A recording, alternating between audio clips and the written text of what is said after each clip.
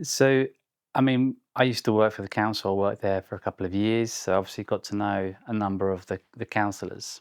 Um, and I always knew that God had sent me there. I didn't feel like I needed to leave the job I was in, but um, felt that He wanted me to be in the council, and that there was a purpose for me being there. And it, it was about, how do I impact local community? How do I actually make a difference? And after being there 2 years, I knew I had to move, I had to leave. There was a lot of issues at work, I was very unhappy. And actually part of me leaving felt incredibly sad, because I thought, well, what was that about? I felt like God had told me to go there, and I almost felt like I was leaving unfinished business. And then I left in the June, and in the August, it was literally a couple of days before I was about to go on holiday, my phone rang, my mobile rang, and it was a counsellor that I'd, got to know when I'd been working there. I didn't, I don't know how he got my number. It was so out of the blue, and he phoned me and said, his first question was, "What's your politics?" And I was like, "I don't really have politics." And he said, "Great, that's exactly what I wanted to hear." And then he explained that sadly, somebody that was a ward councillor had passed away, and therefore they needed to have a by-election. And he was sitting there thinking, I need a candidate. And I came to mind, and he said, would you stand as a councillor? And as I said, I was just about to go on holiday, and I was like, I need to think about this. And I came back from holiday, and I just thought, no way, this is ridiculous. Uh, I've got 3 kids, a full-time job, I'm pastoring a church. The last thing I need to do is become a councillor. But what I have learned over the years is, I know often when it is God, when you think it's probably a bad idea. It's like, you're like, this isn't my idea. And there was something about the fact that it had come out of the blue. When something comes out of the blue like that and you're not expecting it, you have to kind of slightly weigh it before you dismiss it. You have to think, well, okay, why has this come my way? What's this opportunity about? So I spoke to Pastor Liam, I spoke to Nadine, spent some time praying about it. And it was probably 3 weeks later. And by this point, the counsellor was chasing me saying, I need to know by like Friday. And it got to Thursday, and we've been talking about it. And you kind of get this feeling, and it's not joy or excitement. It's almost like it's almost like a heaviness, but it's a godly heaviness. And I was like, I've got to do this. And what's interesting about that is, in the back of my mind, I was still like, but there's a kind of a fleece about it, in the fact that I go and stand, and if I don't get elected, clearly that door's closed. Maybe God just wants me to teach me a process in the election process. So it felt like there was still a slight safety net for my own benefit. So I agreed to it, and it came about. Um, I had no idea what was coming my way. I understood what councillors did. I'd been in committee meetings, but suddenly this kind of election machine began starting up. And I was told I needed to think about what my key points to the people of Addlestone would be. What is it I want to stand for? What do I want to change?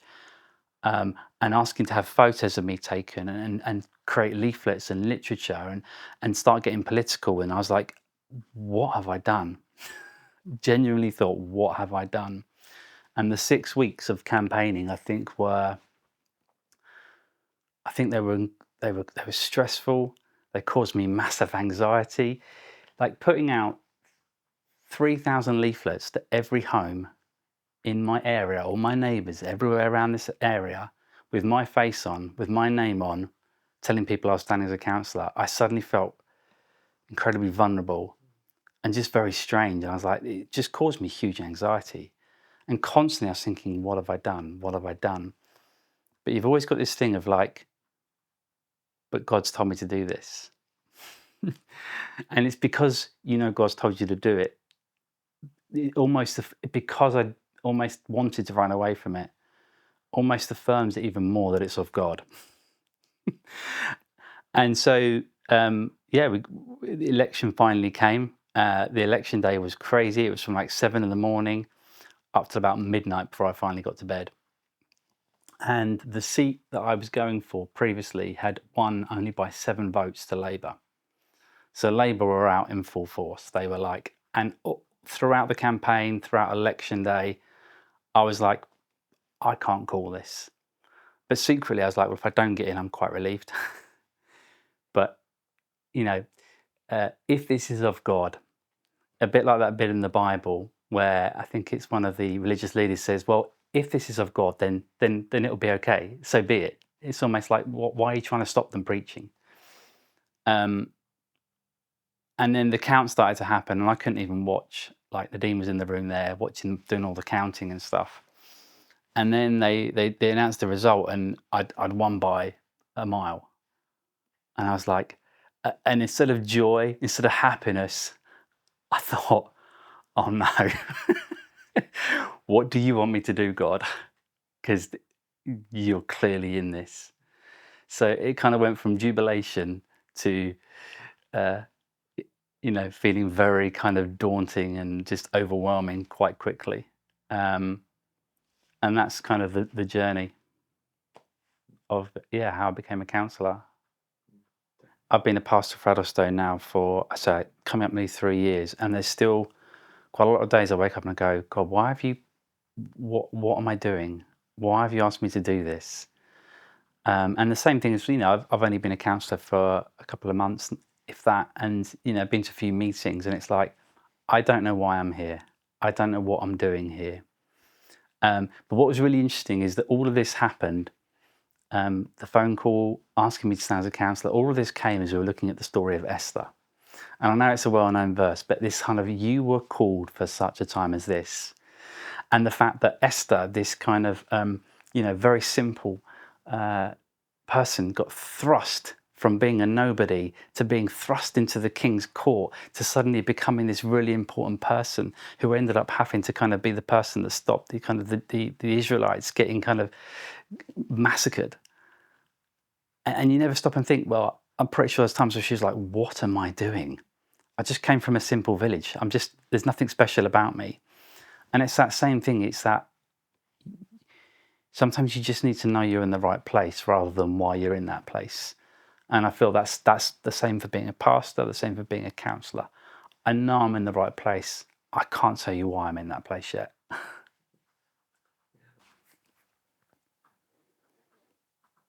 I think sometimes we're very quick to almost stereotype what a sent one looks like. When I was growing up, what if someone said to me, what's a sent one? I'll be like, oh, it's the people that are, go to Africa and do missions. Or, oh, it's the really kind of confident ones that go and plant a church, or this, that, and the other. And I think you kind of create these almost caricatures of what sent ones should look like. And so what that does is enables you to kind of dismiss yourself and say, well, that's not me. That's not me. But actually, I believe that we're all called to be sent ones. No one, God hasn't asked anyone to sit at the back of a church and do nothing. That's not what we're called to do. We're all called to do something. And I think what this Sent One series is really showing is actually everyone has something to bring. Everything has something to give. Everyone has a plan and purpose on their life. And actually, it's more about working out, where do you want me, God? What do you want me to do? If you want me to be a postman that ends up praying for people I put letters through the door, or evangelizing to people I meet who I give parcels to, that's no more a sent one than somebody that decides to go and start a mission in India. Just because one might get more exposure or appear to be more successful or more popular, actually it's nothing to do with that, because these are kingdom values. It's not judged by popularity or success rates. It's about, am I where I need to be, doing what I should be doing for God? That's how I will be judged by when I meet him. If you look at why people leave churches, there's many reasons. Sometimes it's about, the theology or the style or the worship. There's many reasons why people leave church. But actually, I think a vast amount of time people leave churches is because they didn't feel connected because they didn't feel they had a purpose. I think everyone needs to feel they have a purpose somewhere. It's like give somebody a role in something and they're more likely to stay committed to it and invest in it. And I think it's the same thing, you know, what holds people back from being sent ones is I think they have firstly forgotten their identity about whose they are. And then they haven't realized what their purpose is. And sometimes this is, you know, from years of just being told different things by people around you. I think it's about not having the self-confidence, the self-belief, all of these things that you've told yourself. And it's almost like you have to change the narrative. I think first of all, firstly and foremost, you know, the ultimate command is go into all the world. There's no caveat to that. There's no kind of criteria to that. If you love Christ, you have been told to go into the world. It's as simple as that.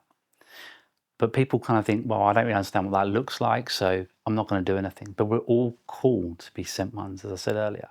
We're all called to be sent ones. So I think it's understanding your identity and understanding your purpose. And it's almost like when you understand where you fit, you can understand your purpose. So let me give you a really simple illustration. Like when I used to be at work, I didn't have a proper thing to put all my pens in on my desk. So I just found a cup from the kitchen and just put all my pens in there. And imagine this, imagine if the cup had some sort of ability to speak to me. Bear with me. And this cup would be like, I'm great at holding your pens, but it doesn't feel like what I'm meant to do. And then one day I really need a cup of tea, I don't have a cup. So I empty this cup out and I wash it up and I put a cup of tea in it. And it's almost suddenly that cup goes, now I understand how I fit and what my purpose is. And I think sometimes there's a lot of people who are like cups holding pens. It's like, well, I'm doing this, but it doesn't really feel like this is what I'm called to do. And it's not until you understand what your purpose and your identity and what you're called to do is that you can really be released into something. So I think as a pastor, one of the roles is to try and help people identify their strengths and their abilities, and also like see the spiritual gifts as well as the natural gifts and encourage people into it.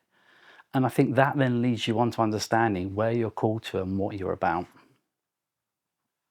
I think the key to all of this is about all of us becoming more invitational. So I think there's probably a lot of people in church who are willing to do a lot of things, but if they're not asked, they won't volunteer. That's the reality. So in Addlestone, without kind of going into specifics, it's like there are certain people where actually you say, well, would you mind doing this next Sunday? Or would you mind bringing this? Or could you organise that? And then they've done that, and it's almost they take ownership of it. Now, they didn't volunteer to do it. They didn't come and say, oh, can I please do this? But it's almost like the invitational thing is important. It's a bit like if you put out an email to 50 people saying, can I have volunteers to help me this Saturday? You won't get any response because everyone will think everyone else is going to do it or someone else will do it. If you phone someone up individually and say, can you help me this Saturday? You're more likely to get a response. Why? Because it's an invitational thing. And there's power in invitation. Because if I ask you, Sam, will you come and help me Saturday? What I'm actually saying to you is I'm affirming you as somebody who I believe can help me and has the gifts and the ability. And I see something in you and I'm saying, Sam, you know, without actually saying it, you feel validated, you feel seen, you feel confident that actually the reason you're being asked to come and help me is because I see something in you that I believe will be able to help me with my problem. That's why there's something so powerful about invitational. If you ask 20 people, they're not going to feel special because they're going to be like, well, he's asked everyone. And the same is true for evangelism. We have seen such growth in flow at Addlestone because people have invited people. Somebody's just gone, why don't you come to church with me on Sunday? They've not said, oh, please can I come to church? Somebody's gone, will you come to church with me Sunday? So one example is Bogdan, who has been working with this guy for 13 years, constantly telling him about Jesus. Keeps inviting him to church. He never came. And Bogdan does a lot of work for him around his house. He does a lot of handy stuff. and there'd been this constant leak in this guy's house, and they'd had various plumbers out. And Bogdan was like, "Okay, let me have a look." And he said to him, like, he said, "If I find the leak, will you come to church?" And he said, "Sure, I will." And basically, Bogdan got this hammer out, smashed open this floorboard. He said he was praying at the time, and he said he smashed the floorboard open and went, "Get ready to come to church, brother." And he'd found where the leak was. And then that Sunday, this guy came to church with Bogdan after 13 years of him talking about Jesus. But why? Yes, he found the leak, but why? Because he kept inviting him. And it's the same thing, you know. If you want people to do stuff in church, invite them. If you want people to come to church, invite them. We need to be more invitational. And if we all start becoming more invitational, we create more sent ones. Like if you're going on a mission trip and you say, "Steve, will you come with me?" The invitation has then created me into becoming someone that's coming on a mission. And I think it's as simple as that. I think we overcomplicate things time and time again, and it's just about relationship and invitation. So I think, you know, one thing I'd say is obviously we're all called to be sent ones, as I said, and I think we're still growing at Addlestone. We're still almost finding our relationships, our rhythm. But I'm conscious that we need to start getting out more, and we need to start doing more out there, and that will come in time. But I think, you know, with my pastor hat on, with my councillor hat on, I think that the truth is the same. And I've said this before, but the evangelism strategy is very simple. For me, it's show people Jesus and then tell them about Jesus.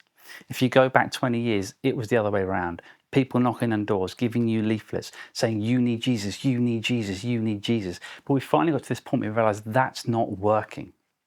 Me just coming to you and saying, "Sam, you need Jesus," is not working. Me coming to you and saying, "Sam, I see you and I'm going to show you love and I'm going to help you with stuff you need. I'm going to support you. I'm going to build a relationship with you."